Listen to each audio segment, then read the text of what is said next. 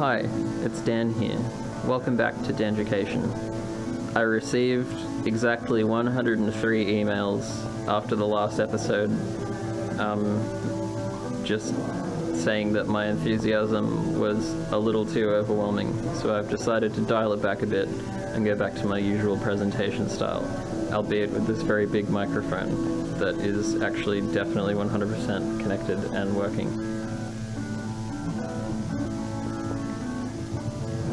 Today we'll be concluding the mini-series within this series, Danducation Season 2, about making your music sound bad on purpose, to make it fun and characterful and interesting. In the last segment, we looked at things you can do in the mix to mangle your music, and today we'll be moseying on to the mastering process, and doing things to the entire track, tricking it up, twisting it, turning it, time stretching it, you name it. Now, full disclaimer, I am not a mastering engineer by any means. I'm just a guy making music in his bedroom. But I think I've made some things that sound kind of fun and cool. I hope you think they're kind of fun and cool too. And at the end of the day, it's just all about what you want to do with your artistic process. I don't know, it's fun. Let's get to it. So what we've got here is one of the tracks off of my upcoming EP. It's coming out soon. As mentioned in a previous episode of danducation, one of the tricks we can do on completed mixes in the mastering stage is to time stretch them and re-pitch them. I've done that here, and not only does this change the speed of the track off of my EP that's coming out soon, and the pitch, but it also actually changes the overall sonic characteristic of it and makes it sound a good deal warmer.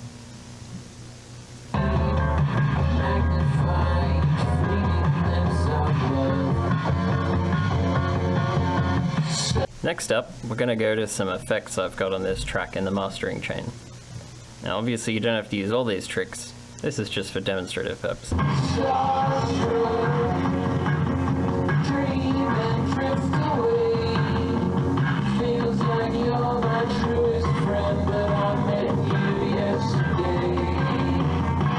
Let's walk through those one by one. Apart from some rather heavy compression right at the beginning, which kind of glues everything together, I've also got this tape saturation, which is, as well as overdriving the signal a little bit, also introducing a bit of pitch flutter, so that I don't have to program it in manually like in that previous video. I've also got yet some more tape emulation with pitch variation in it.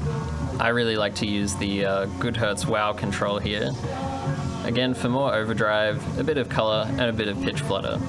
After that, I've got the Goodhertz tube, which is again, more overdrive and tape saturation. I think you're getting a theme here.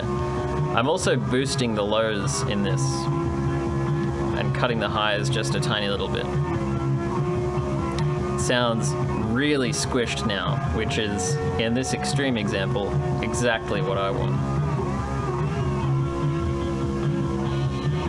Last up, I've just got a little bit of EQ. And when I say a little bit of EQ, I mean I've cut all the low end out of it. Now you can obviously hear this in pristine detail on my very high fidelity VHS recorder.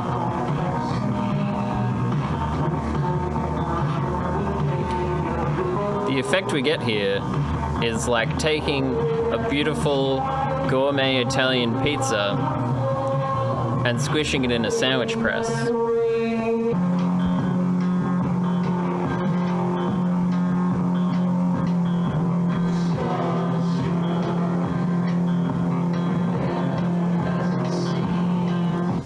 Now you of course don't have to use all the fancy plugins I'm using.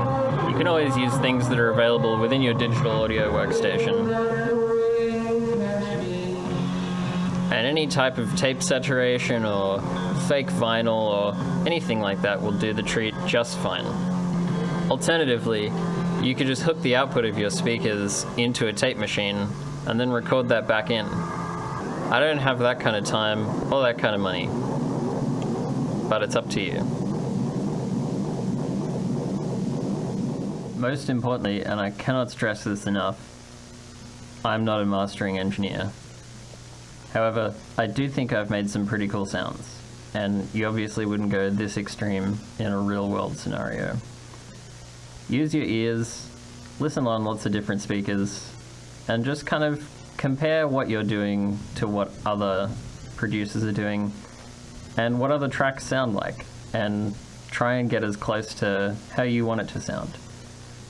Obviously this wasn't a comprehensive tutorial, but I hope you found it fairly danducational overall. So, as you could see with your ears, we did a lot of fun things to that track off of my EP that's coming out soon. Obviously you wouldn't go quite that extreme in a real track. I mean, maybe if you want to, I don't know, it's up to you. I personally like my songs to sound like they were not only recorded on a toaster, but played back on a broken kettle. Now, using sprinkles of such effects can add a really interesting character to your track and make it stand out, because while polish is fun, nobody likes everything to be shiny all the time. And at the end of the day, it's up to how you want your track to sound. And if the radio doesn't like it, well, that's their problem. You can go and release it on Bandcamp or something. Also, buy my music on Bandcamp, please. Thank you. Anyway, that concludes this mini-series in this series, and also concludes today's episode of Danducation. See you next time.